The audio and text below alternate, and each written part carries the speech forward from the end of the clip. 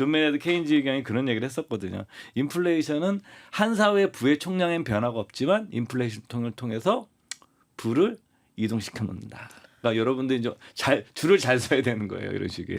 저도 못하지만. 돈이 움직일 수 있는 동기를 부여하는군요. 그렇죠. 듣다 보면 알걸요 하다 보면 늘걸요 재테크 비법을 매일 오전 11시 편하고 친근한 경제 파트너 박연미의 목돈연구소.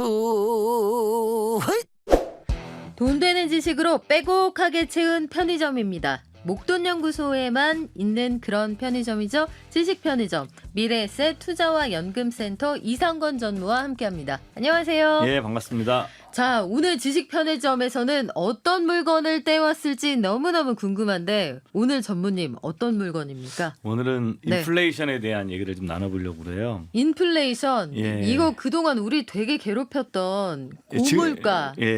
지금도 현재에서 인플레이션이 진행 중이고 괴로워요, 지금도. 그래서 뭐 주식시장도 현재 네. 인플레이션 영향을 많이 받고 있고 그 미국 연방준비제도 이사회 사실은 미국이 제일 중요해요. 미국이 세계 최대 소비국이기 때문에 미국이 인플레이션 목표치를 한 2% 정도 제시하고 있는데 지금 발표되는 수치들은 여기서도 많이 소개했을 거로 생각하는데 저는 목돈연구소에서도 아마 그 시장 동향 말씀하시는 네. 분들이 뉴스 보도를 보게 되면 아직도 이제 4%예요. 현재 그 미 연방준비제도 FRB에서 자기들이 목표치로 삼고 있는 게 2%인데 아주 4%니까 우리가 생각하는 것보다는 그래도 뭐 와 오르진 않지만 그렇다고 그래서 이게 쉽게 생각보다 빨리 안 잡힌다 뭐 이런 의견들이 최근에 굉장히 많이 들리고 있죠. 인플레이션 때문에 우리 금리 굉장히 빠르게 올려서 예. 시중에 돈을 좀 줄이려고 한다. 예. 이 얘기한 지가 지금 근 2년 되지 않았습니까? 맞습니다. 작년부터 내내 들었던 얘기인데 인플레이션이 왜 중요한 건지 이거 근본적으로 한번 돌아볼 때가 된 것 같아요. 그 많은 분들이 인플레이션 시기가 돼가지고 얘기를 하고 있는 건데 원래 인플레이션은 자산 운용에서 굉장히 중요한 과제 중에 하나입니다. 왜 그러냐면 뭐 저희 같은 경우 투자연금센터에서 연금 같은 거 많이 들여다보거든요. 연금 자산을 운용할 때 쉽게 생각하시면 장기적으로 가장 중요한 게 뭐냐면 수익률이라고 생각하는데 어떤 분들은 안정성이라고 생각하는데 그거보다 더 중요한 건 뭐냐면 화폐 가치를 지키는 거예요. 예, 왜냐하면 우리가 투자 수익도 복리식으로 진행이 되지만 인플레이션도 복리식으로 작용이 돼요.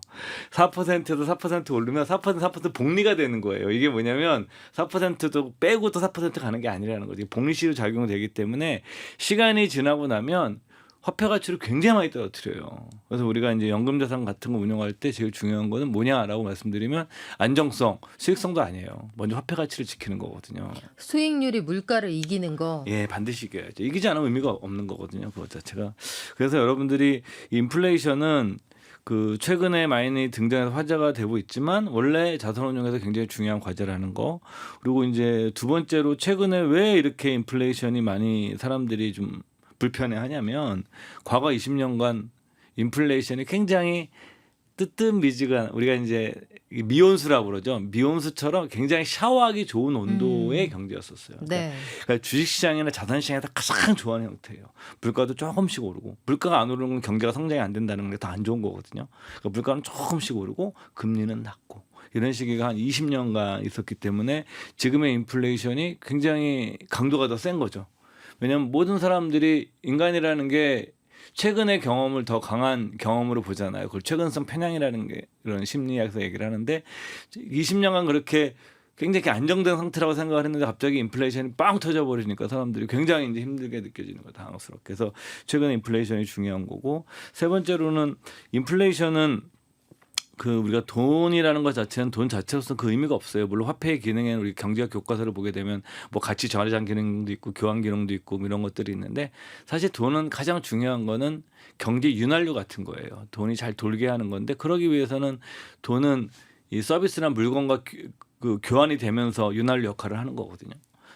그렇기 때문에 화폐의 가치는 것은 절대적으로 상대적 가치인 거죠. 절대적으로 그런 가치는 없는 거고 내가 만약에 물가가 오르게 되면 당연히 화폐 가치는 떨어지는 거니까 세 번째로는 이렇게 그 화폐 상대적 가치라는 걸 생각해 보셨으면 좋겠고 여러분들이 그 네 번째로는 뭐 똑같은 얘기지만 물가가 오르게 되면 돈의 가치가 떨어지는 거예요. 그래서 인플레이션을 두고 보이지 않는 세금이라는 표현도 쓰는 겁니다.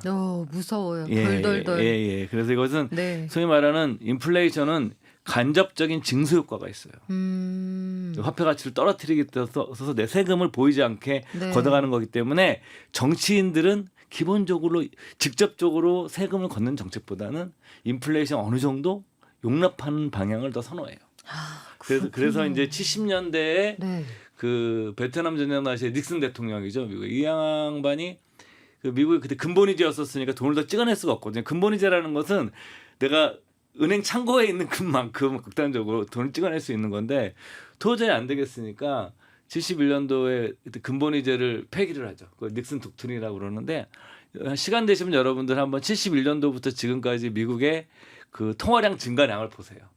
거의 준 적이 없어요. 예. 그러니까 이제 정치인들은 기본적으로 네.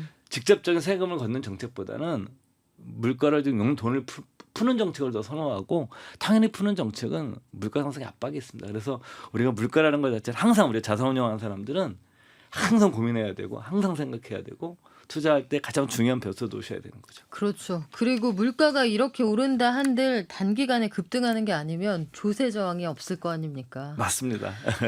그래요. 인플레이션이 그래서 참 무섭기도 하고 민감하게 우리가 들여다봐야 하는 것인데 네. 인플레이션이 투자할 때는 어떤 영향을 주나요? 그러니까 네 가지 정도 생각해 보시면 돼요. 첫 번째는 뭐냐면 당연한 거예요. 물가가 오르기 때문에 실물적인 성격을 가지고 있는 자산, 뭐 금 같은 거 오르죠. 그다음 우리가 이제 그 유가증권 중에서는 인플레이션 연동 채권, 그 팁스라고 그러죠. 네. 우리나라 투자자들도 이거 살 수가 있어요. ETF 통해서 미국에. 팁스 같은 것들은 뭐냐면은 이 수익률이 그 채권의 쿠폰, 그 이자 수익률도 이자 수익률은 굉장히 낮게 책정되어 있거든요. 원금은 보장해 주는데 낮게 되어 있는데 이게 물가에 의해서 이 자산이 결정이 돼요. 수익률이. 이런 것들은 그러니까 물가가 오르게 되면 땡큐인 거죠. 좋은 거죠. 이렇게 실질적으로 인플레이션 물가 상승을 수혜로 볼 수 있는 자산군들. 이 이제 영향을 미치겠죠. 두 번째로 뭐냐면은 화폐만 가지고 있는 사람들은 굉장히 이제 은행에 그냥 뭐 일반 예금 통장에 넣어놓고 있으신 분들은 이게 이제 뭐 이따 금리 관계에서 말씀드리겠지만 이걸 너무 오래 냅둬 버리면 사실 화폐 가치의 감소를 또 내가 수용해야 돼요. 화폐 가치 네. 떨어지는. 세 번째는 당연히 이제 금리가 오르죠. 물가 상승률이 높아지면 그에 상응해서 물가를 올려줘야 금리를 올려줘야만 사람들이 예금을 할 테니까. 그래서 이 인플레이션 시기에는 금리가 오르죠. 뭐 가장 고민되는 게 이럴 때 변동금리 대출을 받은 사람들이에요. 가장 치명적이죠. 만약에 금리가 조금씩 오르면 내가 적응해 나갈 수 있는데 갑자기 변동금리 받았는데 한 5, 6%빵 치고 올라간다. 그러면 이제 어마어마한 고통스러운 상황이 네. 발생하죠. 이래서 70년대 미국에서도 예를 들면 한 10년간의 인플레이션 시기가 있었는데 이 변동금리 대출이 이 인플레이션이 아주 우리나라 지금 굉장히 정부에서 금리도 누르고 막 있기 때문에 우리나라 가계부채 문제가 많기 때문에 누르고 있거든요. 누르고 있고 은행도 낮추라고 그러고 어느 정도 좀 더 낮아지고 있고 다행스러운 건데 이게 만약에 그냥 실물에 그냥 연동시켜서 그냥 막 냅둬 버리면 이게 지금 대출 금리가 제 생각에는 지금 한 4%대 부동산까지 왔는데 한 8% 정도 되면 상당한 구조조정이 일어날 거예요. 자산 시장에서. 그러면은 못 버틸 것 같은데요. 예. 네. 그래서 우리가 이제 대출을 받은 사람들이 변동금리냐 고정금리냐가 인플레이션 시기에 굉장히 큰 영향을 미치겠죠. 근데 고정금리 받은 사람들은 별 상관이 없는 거죠. 이런 것도 생각해 보셔야 되고 그다음에 그 사회 전체적으로 보게 되면 네 번째는 인플레이션을 중심으로 사회의 부가 이동이 돼요. 뭐 예를 들면 우리가 뭐 제가 많이 드는 예 중에 하나인데 금리가 한 제로까지 가면서 부동산 가격이 폭등을 했잖아요. 이건 무슨 얘기냐면 뭐냐면 그럼 부동산이 우리 기업처럼 생산성이 높아가지고 사람들의 효용을 더 높였느냐 그런 건 없거든요. 그렇지 않습니까? 어떤 일이 생겨나면 그러면 이건 뭐냐면 그 집을 사는 사람들은 대출 받잖아요. 그러니까 뭐냐면 은행 예금자의 돈을 부동산 소유자로 은행이란 시스템을 통해서 이전시켜낸 거예요. 돈이 이동하는 예. 거네요. 그러니까 나는 못 느끼지만 사회적으로 그 초저금리와 자산 가격의 상승을 통해서 부의 이동을 만들어내요. 사회의 부는 총량 별 변화가 없는데 이해되시죠? 그러니까 네. 인플레이션도 그런 역할을 해요. 그러니까 인플레이션으로부터 손해 보는 사람의 돈을 빼서 인플레이션을 이렇게 옮겨주는 효과를 나타내요. 그래서 우리가 경제학자 중에 존 메이나드 케인즈 경이라고 이분은 모든 투자가들이 다 존경하는 경제학자들이에요. 투자가들 중에 경제학자들을 별로 이렇게 하대하는 사람도 있어요. 하대하면 낮게 보는 사람도 있어요. 투자 잘 못하거든 실제로. 근데 네.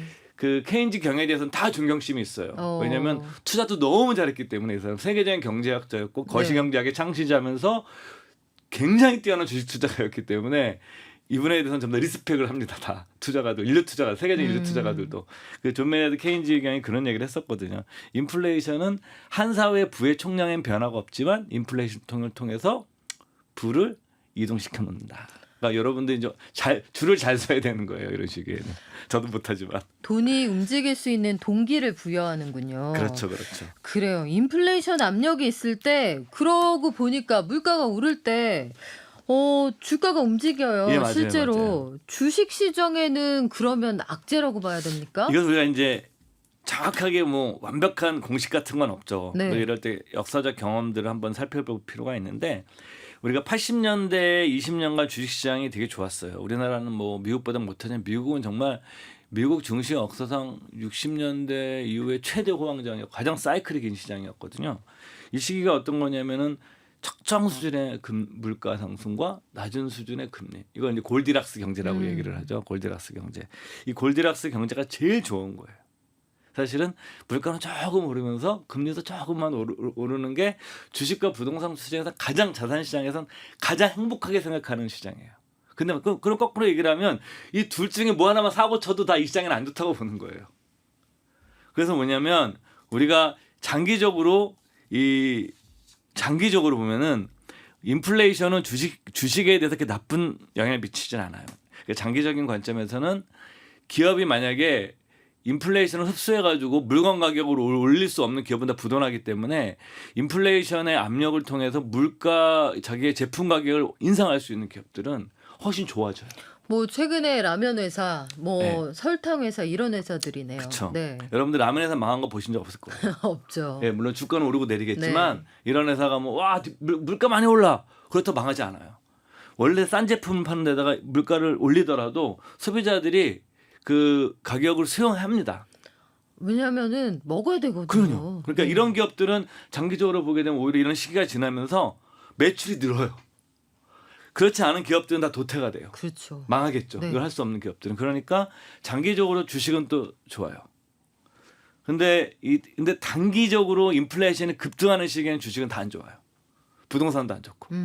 근데 이게 단기적으로 안 좋았다가 이게 이제 안정되면서 이제 좋아지는 게 과거의 우리 경험들이에요. 그래서 지금이 뭐 언제쯤 알 수가 없죠. 제가 그걸 알면 제가 뭐하러 방송 나와서 이런 얘기를 하는 아니 거예요. 전무님 정도 되면 다 아실 것 같아요. 전혀 모르죠. 그러니까 저만 모르고. 그러니까 우리가 이제 봐야 네. 되는 건 뭐냐면 인플레이션이 이렇게 지속되면 여기서 혜택을 볼 수 있는 주식들은 오히려 좀 이익이 늘 수도 있겠다라는 이런 관점들. 그다음에 근데 인플레이션이 이렇게 급하게 올랐잖아요. 1, 2년 사이. 이런 경우에는 주식시장에서는 되게 우리한테 힘들게 한다라는 거. 이 정도는 우리가 역사적으로 좀 알 수가 있는 것들이죠. 그래요. 일단 그런 건 확실히 감이 오네요. 갑자기 뭐가 변한다 그러면 증시, 이 투자하는 환경도 감기 걸릴 수도 있다. 맞아요. 그리고 맞아요. 환절기에 갑자기 날씨가 너무 더워지거나 추워지면 우리도 감기 걸리잖아요. 네. 그리고 음식도 맛있기는 한데 뭐 죽이건 스프건 너무 뜨거우면 입천장 혼란 맞습니다. 되지 않습니까? 맞습니다. 적당히 식어서 먹기 좋은 그런 상태가 돼야 투자하기에도 좋은 환경이다. 미국의 연준은요. 그런데요, 전무님. 저는 그런 생각이 들어요. 물가가 이렇게 올라가고 우리 그냥 살아가는 것들, 구매해야 되는 것들의 레벨 자체가 올라가 있는데 예. 2% 얘기를 하잖아요. 예. 아이 언제적 2%야. 지금 서비스 물가 뭐 사 먹는 거 냉면 한 그릇 값이 평균이 10,000원이 넘는 시대에 2%를 진짜 하겠다는 거야? 할 수 있다고 보는 거야? 좀 의문이 생기기도 하거든요. 근데 인플레이션을 어느 정도 잡겠다는 생각을 가지고 있는 건 분명합니다. 이게 왜냐하면 높은 인플레이션이 지속이 되면 경제에는 굉장히 안 좋거든요. 그러니까 어떻게든 이거를 잡고, 그러니까 우리가 인플레이션을 그러면 왜 이렇게 뭐 굳이 잡으려고 그래? 당연한 거거든요. 인플레이션이 지속되게 되면 여러분들 고금리 상황이 계속 지속되고 이렇게 되면은 어떻게 되겠어요? 부동산 담보 내주실 분들은 굉장히 힘들겠고, 아주 간단한 예를 우리가 보게 되면, 그래서 인플레이션을 어느 정도 브레이크를 걸려고 노력하는 거는 모든 중앙은행들에서 하는 고민입니다. 그러면 근데 과연 이게 이 하는 과정이 고통스러운 거예요. 핵심은 그거예요. 그렇죠. 그리고 해법도 있어요. 네. 해법은 다 알고 있는 거예요. 이거는 뭐냐면은 70년대가 대표적인 건데 미국이 70년대 79년도죠. 폴 보커 그 당시 FRB 의장이 은행 기준금리를 그 중앙은행 기준금리를 20% 올렸으니까 예금 금리가 20%가 넘어갔던 거예요. 그러면 이제 거의 흔히 하는 말 이런 표현 쓰면 안 되겠지만 그냥 박살이에요. 그러니까 예. 상상할 수가 없는 예. 금리예요. 그러니까 네. 부동산 대출 받는 사람 박살, 주식시장 박살, 쉽게 생각 그다음에 부채 많은 기업 박살. 그러니까 알아서 구조조정 다 되고 그냥 완전히 네. 그냥 판을 다시 만들어 버리는 거예요. 그래서 이렇게 해서 잡았어요. 그래서 82년부터 미국 역사상 최대 호황 사이클이 시작되는 거예요. 주식 경제가 다 한번 싹 정리를 하고. 그냥 게임으로 치면 리셋 단추 한번 누른 거잖아요. 맞습니다. 그러니까 네. 엄청난 고금리를 통해서 리셋을 시킨 거예요. 우리나라가 그 IMF 때 고금리를 하게 되면서 되게 너무 고통스러웠지만 이것이 올바른 정치 아니 이건 제가 제 주제로 평가할 수 없는 주제로. 뭐 그건 보기에 따라 다를 수 있으니까요. 그렇지만 한 가지 확실한 건 그런 정책을 통해서 경제를 리셋을 한 거예요. 그래서 그때 살아남았던 기업들이 주가들도 굉장히 많이 오르고 부동산 시장에 나타나는 대표적인 현상이 양극화 현상 같은 것들이 나타나게 나죠. 쭉 더 부자가 된 사람들이 사는 곳과 그렇지 않은 사람 사는 곳이 날라지기 시작하고 이런 식으로 자산 시장에 새로운 풍경이 딱 나타납니다. 이런 인플레이션 이런 성격이 있고 이 금리도 이런 성격이 있어요. 그래서 분명히 해법은 있습니다. 그리고 뭐 아주 극단적인 뭐 하이퍼 인플레이션이 왔다 그럼 화폐 개혁하면 돼요. 해법이 없는 게 아니에요. 근데 문제는 그 고통의 시기예요. 고통의 시기가 우린 짧으면 짧았으면 좋다고 생각하지만 이게 얼마가 될지. 이게 뭐 70년대 같은데 10년씩 갈 줄 몰랐거든요. 그 당시 경제학자들도. 10년에 갔었고. 근데 이것이 지금 현재 어떤 사람들은 이제 거의 다 끝마무리다. 어떤 사람들은 아니다. 이렇게 논란이 있지만 알 수가 없어요. 우리가 여기서 중요하게 생각해야 되는 건 해법은 있고. 근데 그 해법은 누군가에게 굉장히 고통스럽다는 거. 그렇다 그러면 나는 그 고통의 그 피해를 입기 위해서 내가 무엇을 고민해야 될까? 이것이 저희들이 할 일인 거고 예측은 저희들의 영역이 아니죠. 그거는 뭐 한다고 되겠어요. 그래서 인플레이 갖고 있는 이런 속성 그리고 해법도 있고 그리고 그 해법은 반드시 우리 고통을 요구한다라는 거 그리고 그 고통에 대해서 내가 준비를 해야 된다라는 거 이 정도는 사실 개인 투자자분들이 한번 생각을 해보셔야죠. 근데 우리나라가 취하고 있는 입장을 보면요, 전무님, 우리는 그 고통을 좀 줄이는 방식으로 가겠다 이거 아니에요? 그러니까 물가가 물론 그쵸. 잡힌 건 아니지만 지금 한국이 보여주고 있는 스탠스를 보면 경기를 걱정하는 게 분명히 더 커 보이거든요. 그게 저는 우리나라의 숙명이라고 생각을 해요. 뭐 제 의견에 공감 안 하시는 분도 계시겠지만 우리나라는 경제 성장의 70%를 수출에 의존하고 있는 나라입니다. 그리고 그걸 하지 않으면 경제가 성장할 수 없는 나라고 네. 또 이제 고령화 사회도 세계에서 가장 빠르기 때문에 내수가 더 성장할 수 있느냐에 대해서 저는 좀 회의적이에요. 우리나라 현재 인구 구조 측면을 보더라도 크게 그렇게 되면 우리나라가 이런 금리 정책의 주도권이라는 것 자체가 우리나라 스스로 결정할 수 없다라는 거.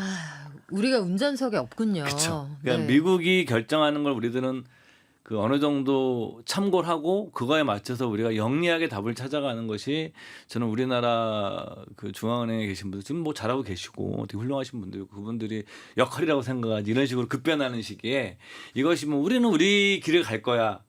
우리 길을 갈 수가 없는 숙명을 가지고 있는 나라가 우리 길을 가게 되면 제 생각에는 더 힘들지 않을까 그런 생각을 개인적으로 갖고 있고요. 그래서 우리는 이제 어느 정도 미국과 미국의 그런 정책과 발을 맞춰가면서 스텝은 같이 가면서 네. 우리의 이제 살 길을 찾아야죠.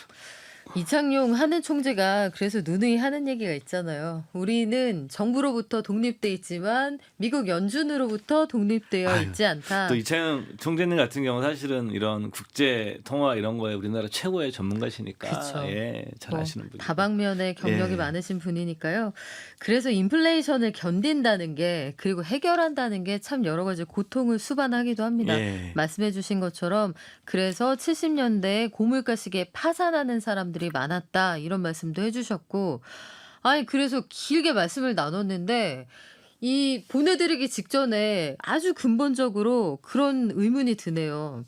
인플레이션이 왜 일어나는지를 알면 이거 저기 이만큼만 일어나 아니면 지금 안 돼. 우리 좀 힘드니까 네. 지금은 일어나지 마. 이렇게 할 수도 있지 않을까 싶은데 이거는 왜 일어나는 거예요? 그러니까 우리가 인플레이션 책을 읽어보면 가장 많이 인용되는 경제학자 이름이 밀턴 프리드만이라는 경제학자입니다. 시카고 대학의 경제학자고 노벨상을 받은 거고 현재 오늘날 중앙은행의 통화정책의 중요한 이론 또 토대를 만들었던 사람이지만 이분이 또 나중에 금융위기 왔을 때 너무 자유주의적인 정책을 통해서 비판을 엄청 또 많이 당하셨고 네. 시카고 대학 학생들이 밀턴 프리드만의 동상을 그 일종의 잡아뜨렸죠. 시카고 학파. 예, 시카고 네. 학파의 거두였고 그런데 그래도 이분이 얘기는 맞는 것 같아요. 저는 이것에 뭐 제가 뭐 경제에 깊은 지식은 없지만 이분이 하신 유명한 얘기가 있죠. 인플레이션은 본질적으로 화폐적 현상이다. 그러니까 중앙은행이 돈을 많이 풀었기 때문에 이러한 현상이다라는 거예요.